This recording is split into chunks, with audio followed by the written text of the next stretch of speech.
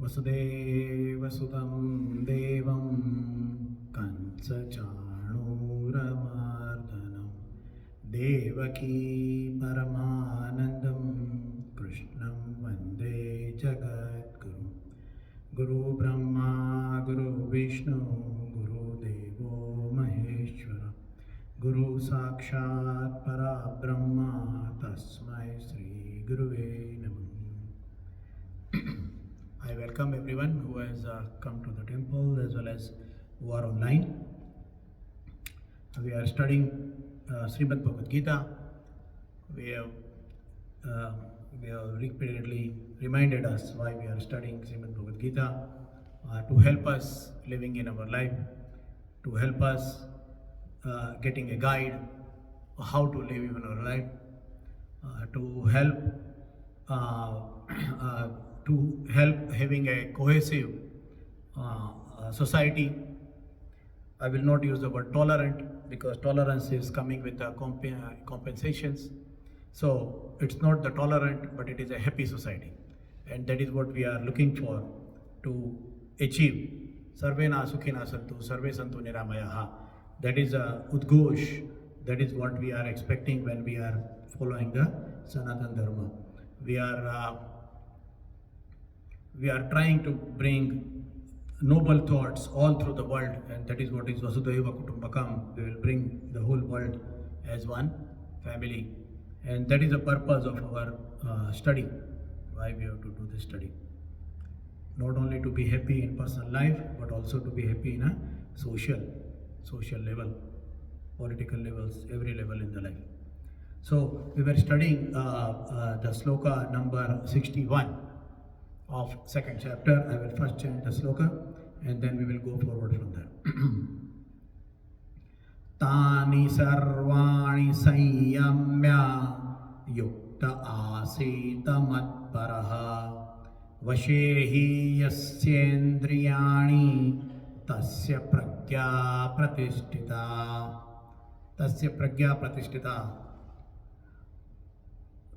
Those who are established in the perfect knowledge, who subdue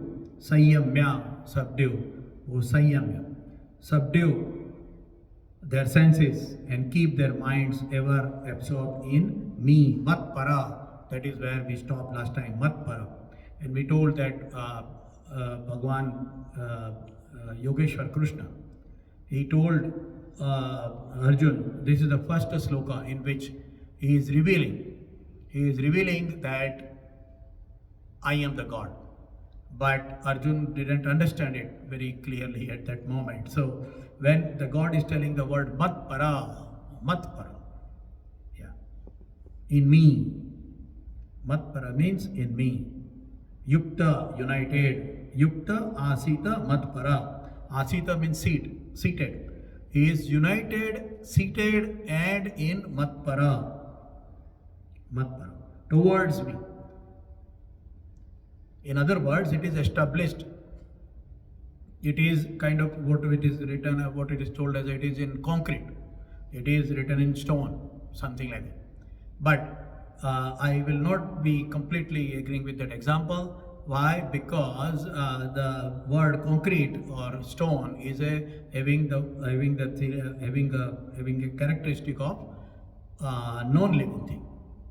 Jadatva. In Sanatana Dharma, we do not follow Jadatva. We follow the Chaitanya. It is active. It is not passive. It is a active thinking, and that is why that example of set in concrete is not correct here, or not completely giving the the meaning of the word matpara. Why we have to be matpara? For a better joy. A joy which is permanent, a joy which is fulfilling, a happiness which is never diminishing. That is a happiness which we get when we are connected with something which is forever. Why we have to see? Many people ask. There are millions of questions. So one of the question is why we have to follow the God? Why we have to believe in God? Well, it is in very materialistic example. If there is something which is forever, and you are connected with that, then you will have the happiness forever. The happiness forever comes only when we are connected with something which is ever, omnipresent, everlasting. Then only, because anything which is going to diminish, anything which is going to die, eventually will give us unhappiness. Unhappiness of losing, unhappiness of getting apart from something is all coming because there is a time limit to something. Except one thing, which is God. And that is why connecting with God, if we can, is the best happiness in life. That is bringing the happiness. All the cars and houses and beautiful life partner, kids, money, power, they are all going to go. At least in the last moment, it will go with the body. The moment we are leaving the body, all that thing will go.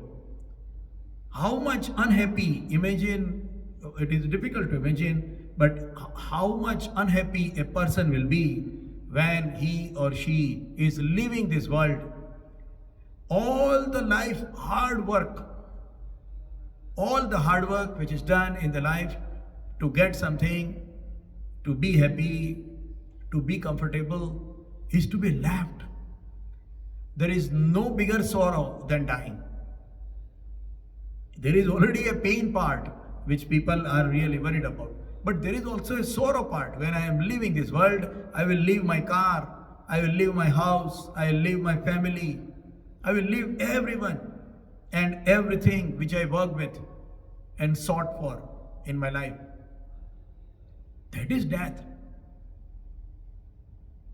And we say that all that ends well is a good thing. All is well which ends well. Well, end is, if the end is a death, then the death should end well. While leaving the world, we should be happy to feel that I am going to meet my father, my mother, whatever way you believe in God. That will give you a happiness. Otherwise, it will be a sorrowful life. All that ends well doesn't apply to the death if we are not connected with God. That is why we need God. Totally a materialistic definition. Still we need God. Anyway, so here, that is why God has told Matpara. The word here is Matpara. Towards me, you be seated, united. In Hindi we can say Karma Yogi Sadhak. संयम्य कर्म योगी साधक. उन संपूर्ण इंद्रियों को वश में करके मेरे परायण होकर, मत्पर इस परायण, इंद्रियों को वश में करके संयम्य, बैठे, seated. Very important word here, seated. क्योंकि जिसकी इंद्रिया वश में है उसकी बुद्धि प्रतिष्ठित है. Here God is telling for the word Sanyam. Very important word. And Sanyam is the word which is only in the Sanatan Dharma. In all the other schools of thoughts, it is either you leave it or you enjoy it. It is only Sanatan Dharma which is teaching the meaning of the word and trying to follow the procedure of thought of Sanyam. Yeah. Now, some people say that, oh, I have Sanyam. So let us understand a little bit, part of Sanyam. Let us take an example of a child. A child is a very mischievous child. So the father says, you are very mischievous, you are making, lot of trouble in the house. So if you will sit calmly, if you will not make any mischief, you will not make any trouble for 10 minutes, then I will give you one chocolate. And the kid will sit calmly. Why? Because the kid wants a chocolate. By sitting this way, kid is not actually changing its nature. But kid is what he is doing, it is only by the greed of the chocolate, the kid is sitting calmly. The moment there are 10 minutes over and the chocolate is in hand, the kid will go back to the mischiefs. So here the word Sanyam is connected to the internal development, to the change within. It is not connected to the external. We say, oh, how it is applicable to us in our life. Very simple. The lollipop, the chocolate of heaven. Yeah. In many schools of thoughts, the chocolate of heaven is given. If you do like this, you will go to heaven. You will reach heaven. You will be living in heaven. Forever. Yeah, eternal. Eternally you will be in heaven and you will be enjoying. And then there is a rosy picture of the heaven by every schools of thoughts, different heaven. Everybody has got the definition of heaven different way. That is why we are all confused. So when it is telling that you will get the heaven, that's the chocolate. With the greed of heaven, if we control ourselves, like the kid controlled for 10 minutes the chocolate, does it work? The moment chocolate is done, the chocolate is received, the kid goes back to normal. Again, same mischievous kid. That is why it is told that you will get the heaven after the death, so that at least up to the death, the person will remain good or controlled. But that control doesn't give happiness for a person throughout the life. Imagine a person likes to drink. A person likes to drink. Now he is told that if you are going to drink, you will not go to heaven. You will go to hell. So you do not drink. And the person likes to drink, but the person will control, just like that child is controlling. The person will be unhappy all through the life. And who knows whether the person goes to heaven or not. I am not promoting drinking here. What I am trying to give an example is that those kind of thoughts, those kind of, the ideas which are given in various schools of thoughts doesn't work. How it doesn't work? It doesn't work through the life because a person has not changed internally. There is no sanyamya, there is no sanyam, there is no indriya control, there is no control of the senses has come. It is only the external controls are applied to that person, and that is why. So the person will be very unhappy, and we don't want to live unhappy, isn't it? We all want to live happily. So the fear or the fear of punishment, the hell, that is another one. If you will drink, you will go to hell. Yeah, if you will do this, you will go to hell. And then again, a very grotesque picture of hell. You will be put in boiling water. You will be fried in oil. Yeah, your limbs will be cut. The feeling of pain which we have, the fear of pain which we have in this world will be given to you in the hell. If I get a finger cut, I get a lot of pain. So I am told that you will get the same pain or more pain in the hell upwards, up somewhere. Fear. So even with this fear also, the person will not be able to live their life happily. Contented life will not be there. And that is why we have to get connected. To live something, we need to have a better thing. Suppose I have a house and I move to a bigger house, for example. I'll be happy to leave my house. Why? Because I am going in a bigger house, in a better house. When I am dying, I am going to meet God. How that feeling will come at the time of death, unless that feeling has been established into a person's mind all through the life. At that moment, the person will be happy to go. A person will be happy to go and die. A person will not be unhappy to leave the world. That is why matpara, permanent, it is a permanent situation. It is not dependent on the other factors. Yeah, that is another part. Some people say, okay, we will put there is another school of thought. We will have God, but to reach the God, again, the same lollipop, the same chocolate. To reach the God, you have to have this, you have to have this. It will not work. You have to pray 10 times in a day.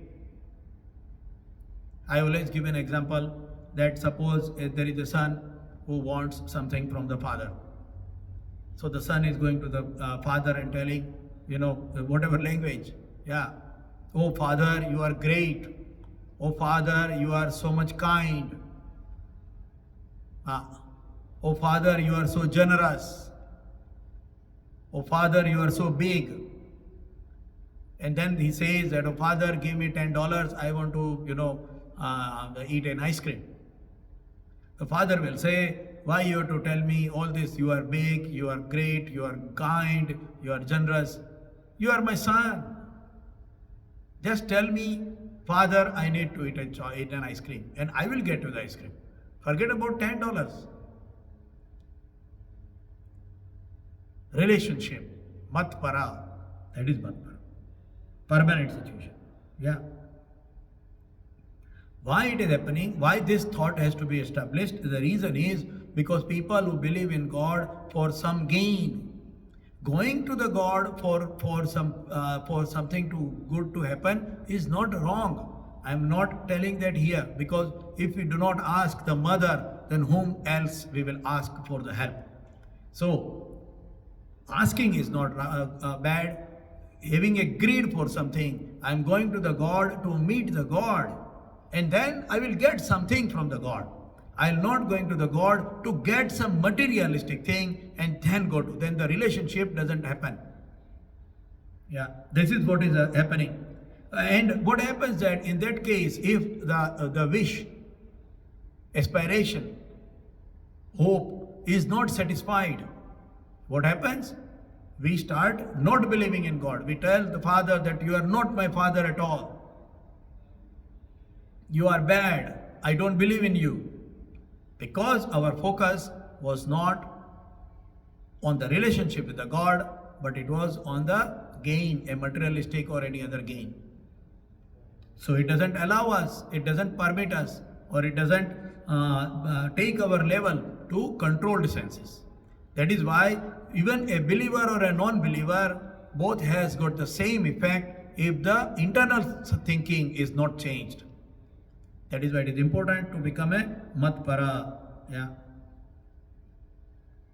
Indriyo ko vash mein karke, controlling. It is not controlling, it is training. So there is another example which we talked about before also, and it will come in further also. It is a trained. It is not controlled. There is a difference between a controlled and trained. It is not here to control the senses. Initially it may be to train it, but once it is trained, it is there. I always give an example of a donkey, a donkey of a washerman. In the old time, there is a washerman in the village who cleans the clothes of the whole village. And he has a donkey. Now this donkey, one day, unfortunately, donkey dies. It has got a life cycle. So donkey died. Now washerman needs a new donkey. Now the old donkey used to remember very well and know where is a river and through which route the donkey has to go door to door, and people will put their clothes in the basket which is on the back of the donkey. Now donkey died. The washerman got a new donkey. Now that new donkey has to be trained. So what happens? The washerman takes the donkey every door to door to every village, every door of the village. He goes there, he stops there, and then for 2 minutes or so, then the person comes out, puts the clothes, then he gives a bash to the donkey. So now donkey knows that I have to walk to the next door. Now the washerman takes around 3-4 days with all the rounds that, okay, you go from door to door, and then you go to the river, and from river you come home, so that the wife of the washerman will will fold the clothes and keep it ready for the next day to deliver to the people. The donkey has to be trained. So the washerman takes the donkey all around the village 3-4 days. And every time the donkey makes a mistake, it is either beating it, because it's an animal. You cannot explain the donkey in your language. So it takes beating. And the donkey learns. Now the washerman need not to walk along with the donkey. On the 5th day, on the 10th day, the wife of the washerman just gives a big, slash to the donkey, and now donkey knows I have to go to door. It's a trained donkey now. Because it is a donkey, it needs lash. If we are humans, we don't need that. We have got free will, we can think. A trained mind. It should be a trained mind. The example of the turtle, which we had 3-4 session before, is exactly same thing. It is trained when to come out and when to go in, when to use my senses and when not to use it. That is how the training is to be given. And this training can come only with the connection with something else. We cannot train, we cannot have the sanyam of our indriya, of our senses, just like that. We have to get connected with a better one. And that better one is, as we go up, is nothing but the God. And that is why the word matpara, tani sarvani sanyamya. You will get the sanyamya, you will get the control or the limit, the understanding the limit of the senses in every sarvani, in all cases, everywhere. When you will be yukta asita matpara, when you are connected, when you are seated, when you join, united with me. And then only vashihi yasyendriyani, then only your indriyas, your senses will be in vasha. Vasha has got a different meaning. In English we translate it as a control, but it is not control, it is trained here. Vasha means one which doesn't need to be told, one which doesn't need to be asked for. Yeah, we sometimes laugh, when there is a couple newly married, the husband is in the wash of the wife. The mother-in-law says, "Bahu ne aake mere bete ko wash mein kar liya hai." Means what? Means he is doing whatever the wish is. The daughter-in-law has, the son-in-law, the son is following everything, every instruction. That is called as a vasha. It is not control. It is a willingness to follow. That is what it is. That is vasha. So vashehi, all the senses will be in our control. That is what it means. Tasya pragya pratishtita. One whose pragya is pratishtita, is established, steadfast. The person will behave like that. That is what it means over here. Now we'll go to the next sloka, 62nd sloka, where God is explaining a method. See, when we want to learn something, either we have to learn, or one of the way to learn is what is right, and another way to learn, or another viewpoint to learn the same thing, is what is wrong, how the mistakes happen. So God knows about it, and that is why God has explained here in the next sloka how the mistakes happen. We know, we all know in our heart, whenever we are doing something which is incorrect, or we are following the senses and not following the intellect, we all know in our mind that this is what I am doing. Yeah, the smoker knows that I am smoking, and that is not good. It is not good for me. Doctor is told it is not good. Smokers knows, but still they do it. So what makes me to do an incorrect action? What makes me to run after my senses is a question. Okay, God explained us that whose pragya is pratishtita and yukta asita matpara and all. But how do I go into a mistake in my life? How do I go after my senses in my life? How do I connect? How do I make a mistake in my life? So the God has explained it in 62nd sloka, where exactly the mechanism of making a mistake in life is happening. So this sloka is also very important. I'll chant the sloka first, and then we will go to the understanding of it. Dhyayato visayan pusaha sangasteshu pajayate sangat sanjayate kama kamat krodho vijayate. Here God has given the explanation of the mechanism. Dhyayato Vishayan Punsa.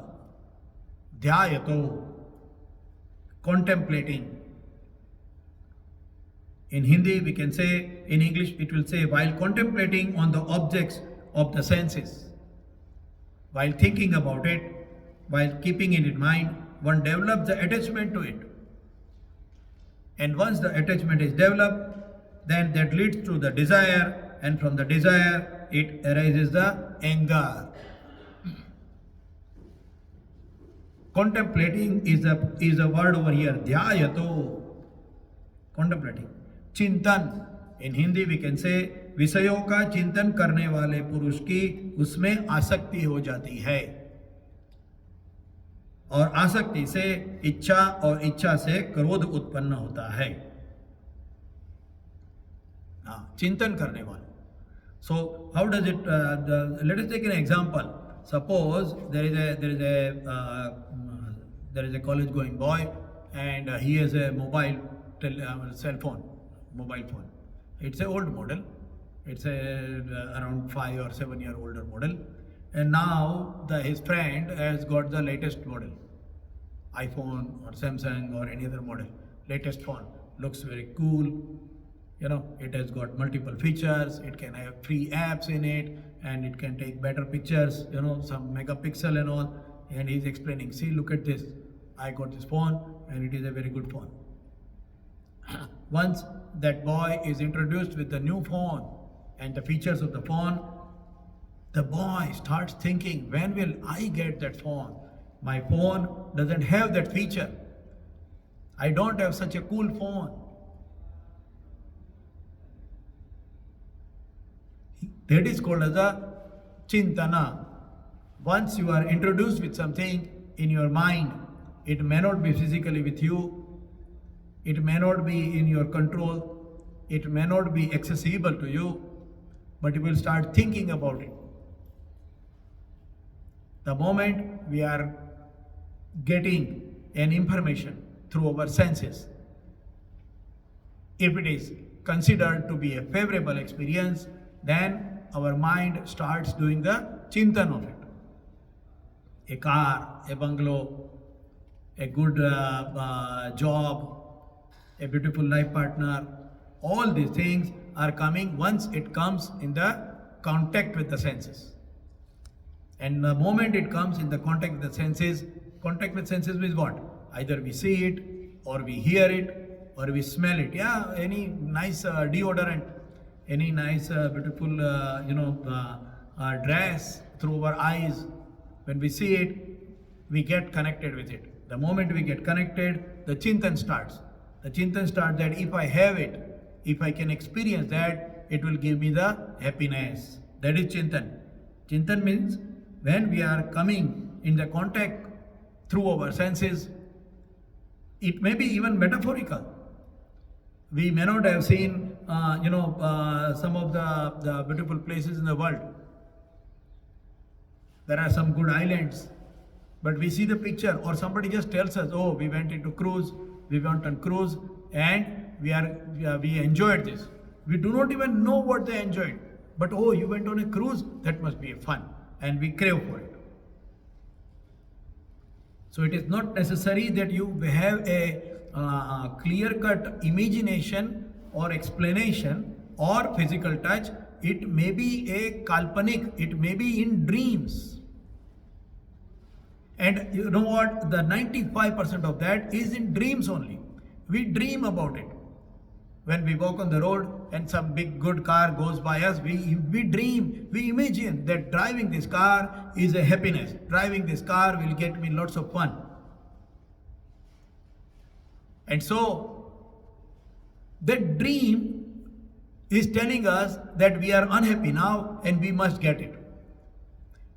I am putting a clear-cut disclaimer here. There is no abiding, it is not that we do not enjoy the life. It is not told here that you do not earn money. It is not told here that you do not be a very big person in life. You achieve your goals. You get money. You become a powerful person. You marry a beautiful wife or a handsome husband. It is not told not to do it. You must do it, because that is going to continue your life. The point here is chintan, to get attached to it. That is where it is told it is incorrect. If we do not get attached, what happens? And that is what is coming here. Sammoha. Yeah, it is told here that what happens? Then sangaste supajayate. Yeah, when we have a connection in our mind and not detached, then with that sangha, with that kind of dream or connection, either through a dream or physical connection, what happens? आसक्ति हो जाती है, आसक्ति. संगस्ते shop जायते, and sangat sanjate kama. Sangat, the moment that object or that person becomes a kama. Kama means here the attachment to it, the connectivity to it. The moment that happens, the problem goes to the next level. When we are connected to it, it is connection. Again, I will say it is not when we own it. It is even in our dreams. It is in our totally non-existing items also in our mind. If we get connected with that and we get completely attached to it through our senses, what will happen? The karma will happen, that attachment that will come in our mind. And that karma is the seed. Because what happens is, when that karma is not satisfied, we are angry. We become angry. In the same example of mobile phone, if we think about it, if that boy does not get, the boy is asking his father, or maybe even the boy is working in Tim Horton or somewhere and even earning money. But somehow, if that boy cannot get that cell phone, what happens? Becomes unhappy, becomes angry. Other person has a phone and I don't have the phone. The person becomes angry. Sangat sanjayate kama, kamat krodho bijayate. The krodh, the anger comes when the karma is not satisfied. When the karma is not satisfied, when the thing which we think that it is going to be a very happy experience for us, and it doesn't get satisfied, we become angry. That is what happens. Become angry. And when we become angry, we think that it was our right. The reason for becoming angry is that we think in our mind that it is our right to get that object. It is my right to do the thing. That is why in the second chapter, 47th sloka, God explained us earlier that your right is only up to doing your karma. Karmane vadhikaraste ma phaleshu kadachana. But when we are attached to the karma, we think that this is my right. And when that is not satisfied, we become angry. That is a mechanism. And this is everywhere. It is not only the material world, it is even the family life. Suppose I have got a son or daughter and they are not following my instructions. I become angry. I become angry with two expectations. Number one, whatever I am telling to them is good for them, and so they must follow it. That is number one, as a father or mother. And number two is that if I have done so much work for them, they are supposed to follow my instructions. They must have gratitude for me. Having gratitude is correct, but insisting for that respect as a father or mother is beyond. That is also a karma. A karma will not be only in a materialistic way. A karma will be asking for a respect, looking for a more social power. Everywhere this is going to come. And the moment that is not satisfied, krodha bijayate. Kamat krodho bijayate. Yeah. The connection, the attachment is bringing the anger. So here the word Vishay has come. It is very important word over here. Dhyayato Vishayan Punsa. Punsa means human being. Vishayan, Vishay. So when does a thing becomes a need, want and Vishay? These are the steps. These are the steps in life about any connection which we have. We need clothes to wear. We need a winter jacket to protect ourselves from cold weather. That is a need. It must be satisfied. Now that need becomes want when I want only a specific manufacturer's jacket. I do not want to wear any jacket. I want to wear only a classy jacket. That becomes a want. If that jacket is not there, any other manufacturer jacket is not good for me. Why? Because I want that XYZ manufacturer jacket. That is becoming a want. A need becomes a want, even though it is the same thing, which is jacket, which is required to protect me from the cold weather. And when it becomes want, it becomes an insistence. Having a jacket in cold weather is not bad. Asking for a jacket in a cold weather is not incorrect. Wearing a good jacket is not incorrect. But having a specific manufacturer's jacket only is an insistence, and that becomes a want.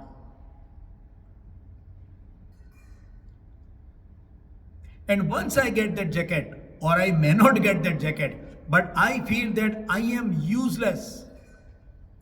I do not have my existence, my all happiness, all of my joy in my life.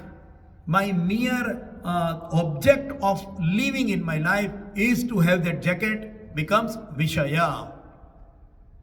That becomes a Vishaya. There is no equivalent word for Vishaya in my mind coming for in English. But Vishaya means you are so connected that you are having only that thinking in your mind. You do not have anything else in your mind. That is when of that object, of that person, or of any other dreaming thing, that becomes Vishaya. That is Vishaya. There is a difference between Vishaya. So trying for more than we need is Vishaya. Me always first is a Vishaya. Yeah, I should be first. It is only me. I should get everything in the life. Me in the first place. That is why they say in team there is no I. If you want to work in a team, there should not be any I. You should not put yourself first. Then it doesn't become a team.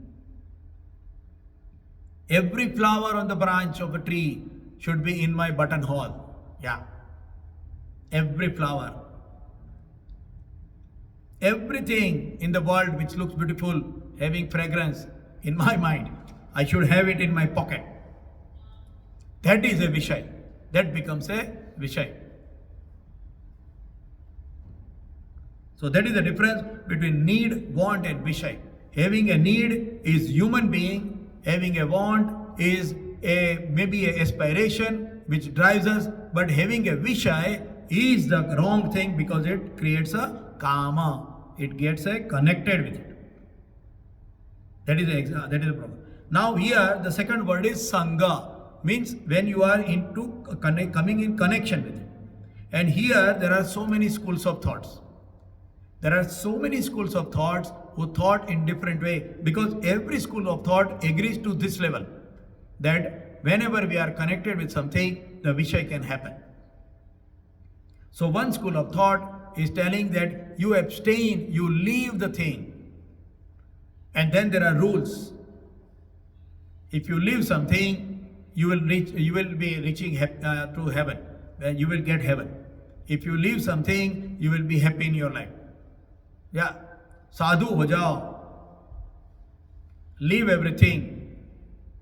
And then those people who leave everything are given value in society. To promote the thought of leaving.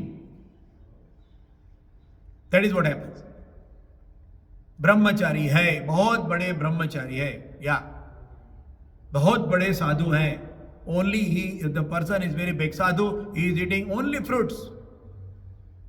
No vegetables, no grains. That is why he is a big man. Because he has left everything. That is why he is a big man. He is a noble person. Because he has left everything. Now, the question here is, there are two things are there. Number one, everybody cannot do that. And everybody's needs are different. So everybody cannot follow the same path. Secondly, if everybody is going to become, say, brahmachari, how the next generation will come? So leaving the world, leaving the material world, leaving all the happiness and all the things which a normal person does is not practical.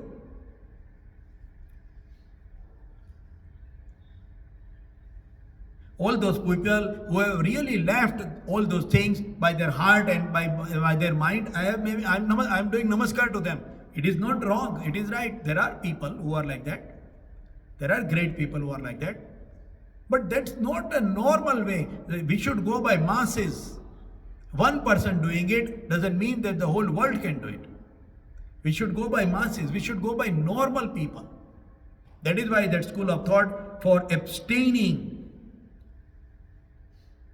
leaving the thing, is not correct, is not complete, it's not applicable. Similarly, punishing, that is another school of thought. You punish. If your senses are asking for something, you punish it.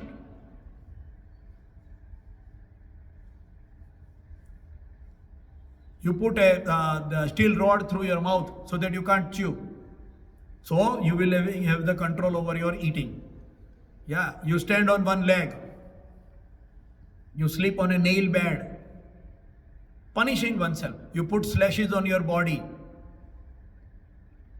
Punishing. Why? Because if senses are asking for something, I will punish it. When the punishment is done, the senses will be in control. Senses doesn't come in control with punishments. It cannot come in control with punishment. And we have got that experience. Even last time we talked about the correction facilities. We punish a person. If a person has done some stealing, if we put the person for 2 months in jail. When we put the person for 2 months in jail, what happens?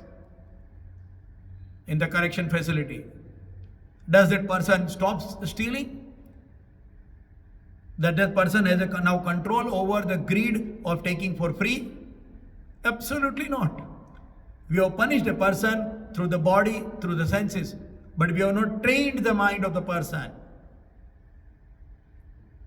So the person will steal again. Person will actually learn more how to do a better way. What is a better way of stealing? So that I will not be caught. That is what happens.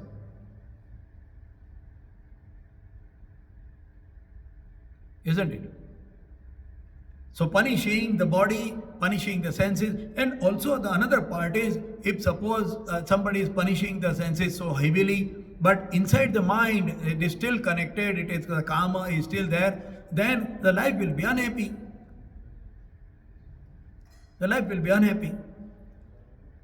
If somebody says that, okay, I am seeing something which I like, something which is not correct, it is very bad, I'll put the chili powder in my eyes, for example. A very brutal example. What will happen?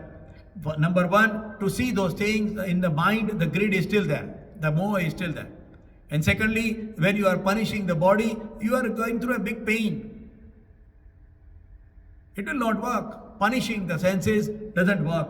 So the second school of thought which says that punishing the senses, it doesn't work. Yeah. Fasting. Fasting is showing the sanyam. But not eating at all is not sanyam. It is easy to leave the things, it is easy to get immersed into it, but it is difficult to swim through it. It is the example in Sanatana Dharma, we are learning how to swim through it.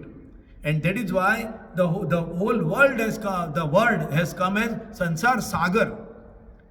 संसार सागर को तैर कर जाना है. हाँ, boat में नहीं जाना है, तैर कर जाना है. We have to swim through it. We are not going in boat. The example of boat is the people who are abstaining. One who doesn't know to swim but going in boat may sometimes someday sink because the boat has sunk now. We have to swim through it, and that is why it is called as a Sansar Sagar. The world is an ocean. That is the example. Yeah. Then third school of thoughts is telling you socially degrade it. Yeah. You socially degrade it. And that is where major issue have come. Because number one part, even though I am socially degraded, but I like to do it, I will do it. I am a drunken man, I would like to drink, and people will, beat me, people will tell me I am an addiction and all that. Okay, I am shameless. I will still do it. I am shameless. I do not have the impact of social, insult or dejection in my mind. I do not have it. So I will keep doing it. Nobody can stop me. So socially denouncing something doesn't work with everyone. And second part is when somebody does a wrong thing and gets a lot of power in society, to denounce them is challenging. We know politicians, this is what it is, practical examples. We know politicians, they are corrupt. There are corrupt politicians. But we know that there are so many newspapers who will support that politician. There are so many people who will be supporting that politician even though he or she is corrupt. Why? Because social denouncing doesn't work with those people who are in power. Who has got either a money power or a physical power or a positional power. To socially denounce them is difficult or not possible. So socially denouncing works only with the poor people, for the weaker people. Yeah. A poor person doing a little wrong thing will be denounced socially, will be a very impacting on the poor person, on a weaker person, but not to a powerful person. So social denouncing doesn't work. समाज में उनका हानि करना, उनका अपमान करना नहीं हो सकता, क्योंकि वो बहुत पावरफुल लोग हैं. That's the reason. So social denouncing doesn't work, social degradation doesn't work, punishing of the senses doesn't work, abstaining doesn't work. So how do we set Sangha? Remember how we come to this is through the word Sangha. In contact. So the experience and its memory in the brain leads to the aspiration and wishes, and then that goes to the greed. That is what the mechanism we have seen. Now what happens is that there are even in that first step also there is itself is a problem, because there is as we have always told, there is a diminishing value. The happiness of eating the first gulab jamun is much more than happiness after the second or third or fourth gulab jamun. The same gulab jamun doesn't give us the same happiness. So even though there is a sangha, the amount of happiness reduces or changes. So we get a krodha, because we cannot see what happens is that there is a historical evidence. In France, what happened is that the prince and princess, all the princesses and all the prince were too much glutton. They liked to eat the best quality and tasty food. That was the condition in France in the time of Louis, the King Louis. There are two incidences that we will talk about both of them. So what happens? What was happening is that they want to eat the best quality, best taste food, and they had the cooks also who will be able to cook such a nice quality, such a nice tasty food. They were having it, and this cook will they will prepare so many recipes. And this prince has got nothing to do. You know, they are prince and princess. They will eat.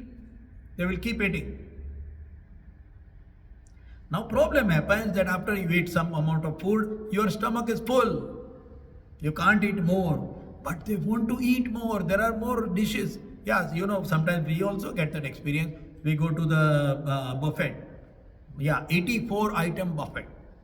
126 item buffet. You go to such buffet. Even if you take a 1 spoon of one item, 126 spoons, we cannot eat. So many items. Yeah. So this prince and princess were now having the food in front of them, a tasty food, but they can't eat because their stomach is full.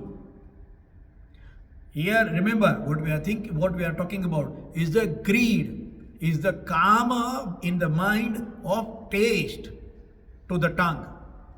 So what they were doing, very grotesque, very ugly thing. You know what they were doing? They were drinking salty water and putting their finger in up to the deep up to the throat to vomit the food which they have eaten. So that now the stomach will be empty again and they will be able to eat again another food which is tasty. Imagine the amount of karma for the taste in the tongue. That is what they were doing. This is written in history. They were vomiting that so that they can eat another food. To what extent a karma can become.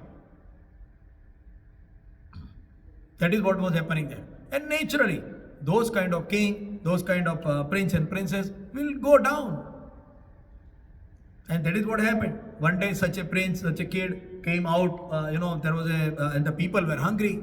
So there were people shouting, give us bread, give us bread. So one day, one such big, crowd of people who came to the palace and they were shouting outside the palace, give us bread, give us bread. They were hungry, they were not having anything to eat. And this prince comes out in the balcony of the palace. The prince comes out in the balcony and prince is now telling. He is looking at them. Oh, give us bread, give us bread. And he's surprised. The prince has never seen hungry people in life. So he has got absolutely no clue. So when the people are telling, give us bread, from the balcony up over there, he told the people, if you do not have bread, eat cake. That is what the prince told. If you do not have the bread, you eat cake. And the moment that crowd heard, they understood that our king and prince, whom we are giving so much respect and all, are not even worried about us. They are not even knowing what is our condition. And that is where the whole France, the revolution came. The king Louis XIV was put under the guillotine and he was beheaded. That is how the France revolution came. Yeah, so when we are talking about the Sangha, the Kama, this is where it comes to. We need more and more, beyond limit. We talked about another king, Yayati, around 2 sessions before.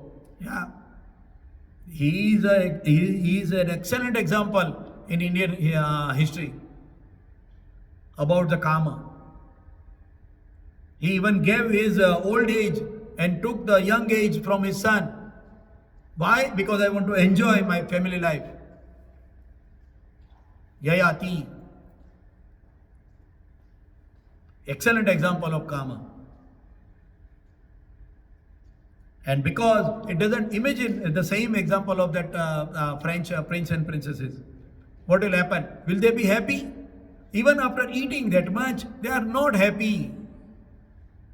That is why they vomit and eat again and vomit and eat again, but they are not happy because they are not contented. Their senses are not in control. That is what happens.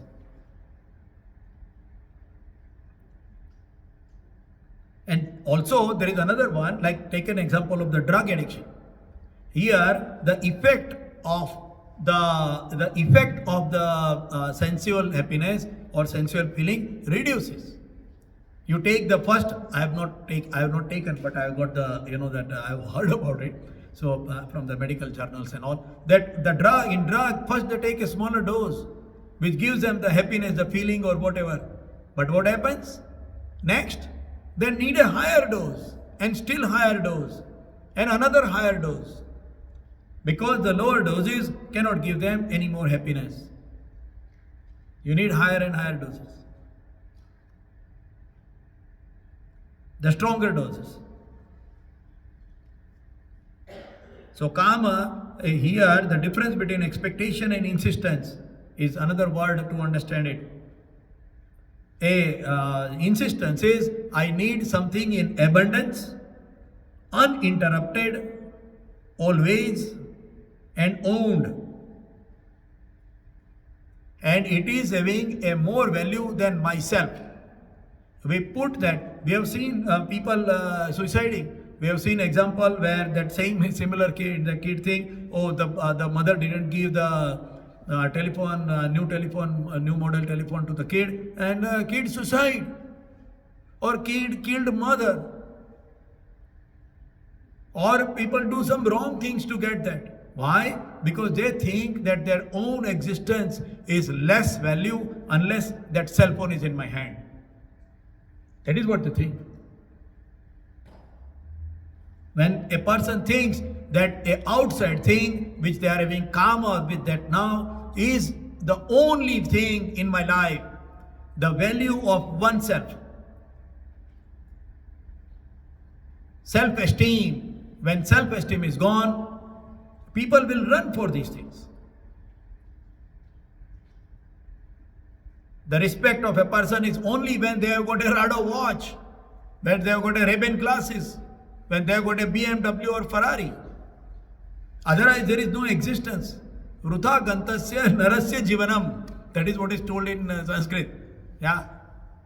My whole life is wasted unless I have a BMW. My whole life is useless unless I get something. Because they put those things more than themselves. The self-esteem is gone. And once that is not received, it turns into a anger. That is what it is telling, kamat krodho bijayate. How the krodha, why the anger happens is because of the kama. That is how the anger is created. Insistence, comparison, competition.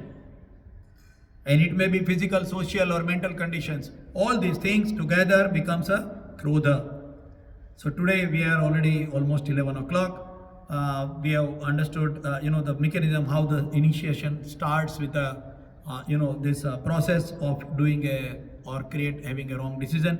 And the next sloka, 63rd sloka, we will come next Saturday, again 10 to 11. And we will study it further, that what happens once we become angry, what is the next step? What is the next step which comes in our mind, which we follow, and how do we end up in taking a wrong decision? So we will come next Saturday. Till then, I will wish everyone a very happy weekend and a very productive week. Take care. It's a winter starting. Temperature is going lower every day. Take flu shots. Take care of your health. And we will meet again next Saturday, 10 o'clock again at Durga temple over here, and also online. Vasudeva Sutam Devam Kansachano Ramardanam Devaki Paramanandam Krishnam Pande Jagadguru Guru Brahma Guru Vishnu Guru Devo Maheshwara Guru Sakshat Parabrahma Tasmai Sri Guruve Namah.